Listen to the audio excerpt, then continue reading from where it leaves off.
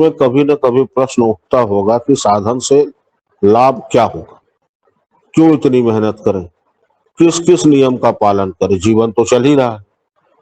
साधन करने से अंदर मन का सात्विक गुण बढ़ता है, जो आचरण मुक्त और विवेकशील बनाता है।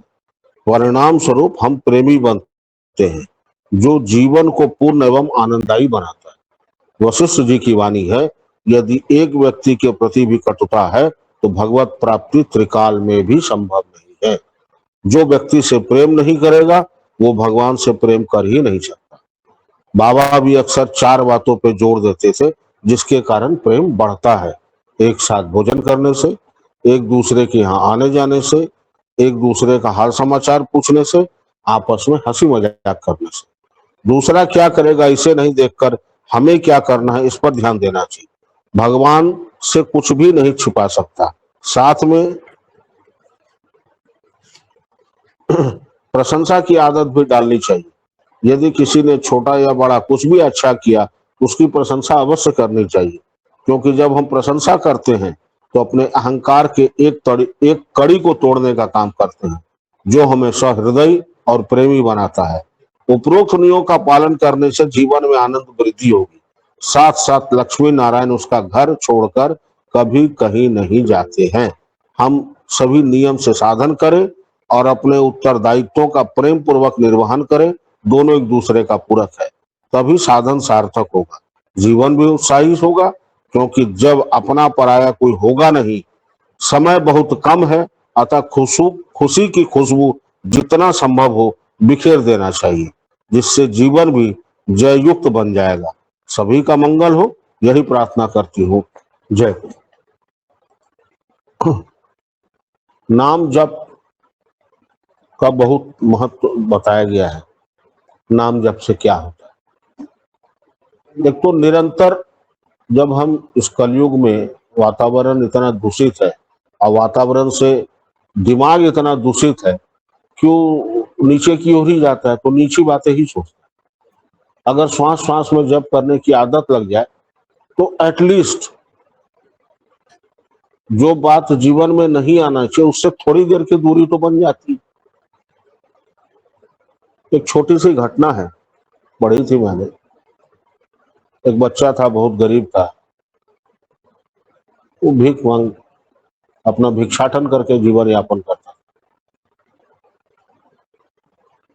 उसके रास्ते से ग्वालन गई दूध लेकर के, उसने उसको ढेर सारा दूध दे दिया। अब उसके मन में इच्छा हुई कि अगर चावल और थोड़ा चीनी मिल जाता, शक्कर मिल जाता, तो खीर बना के खाते, फिर ताकि अगर दूध रखेंगे उस वक्त बिल्ली आके पी जाए। तो उसने चूल्हा जलाया, दूध को चढ़ा दिया और चावल और चीनी लेने चला गया। कहीं सोचा मांग के ले आएंगे, लेकिन आते आते तो आधा दूध तो उफन के गिर गया था, जो बचा वो जल गया था। और बेचारा जोर जोर से रोने लगा, रोते रोते बाहर बैठा था, तब तक शाम भी हो गया। तो वही ग्वालन उस रास्ते से आ रही। बोले क्यों रो रही हो? सुबह तो मैंने तुमको दूध दिया था, तो सारा वृतांत बताया। बोला अच्छा ठीक है, वो घबराओ नहीं, चावल चीनी ले आओ ना, उसको रखो ढंग से। कल सुबह जब हम इस रास्ते से गुजरेंगे तो तुमको हम दूध दे देंगे, तुम खीर बना के खा ले। बोला मेरा नाम रामा है और मैं बगल के मोहल्ले में रहती। अब बेचारे को लगा आस, भूख तो थी, किसी तरह पत्ता उत्ता चबा के रात भरा। बोला अब वो जो नाम बताई रामा ना, कि हम भूल नहीं गया उसका क्या नाम है, उस नाम को जपना शुरू किया। जपते रहा, रोते रहा, जपते रहा, रोते रहा। सुबह जब ग्वालन उस रास्ते से आई कि आंसू का दाग उसके गाल पे पड़ा हुआ है और चेहरे पर तेज है और एकदम निर्विकार बैठा हुआ। बोले क्या हुआ? बोले कि अब हमको भूख नहीं। क्यों भूख नहीं? तो नाम जपते जपते भूख ही खत्म।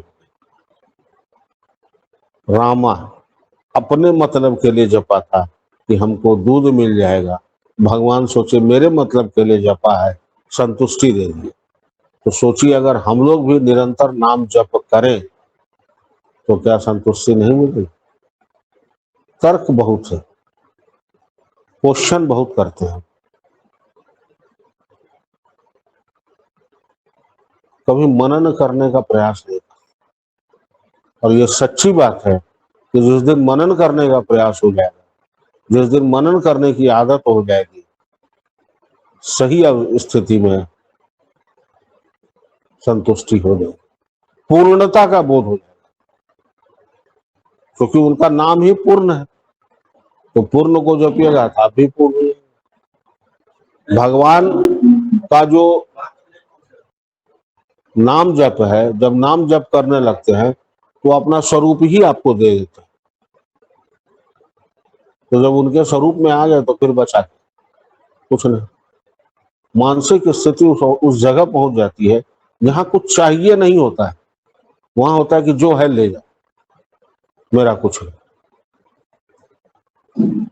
हम लोग दिन भर आजकल खास करके सोशल मीडिया में पड़े रहते हैं, देखते रहते हैं, एक एक दो दो मिनट देखते देखते कई घंटा निकल जाता है।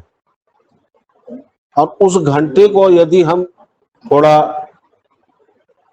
अपने नाम जप में लगाएं, उसके बाद अपनी पढ़ाई में दें, समय को बर्बाद न, कुछ कीजिए ना, कुछ करते रहना चाहिए।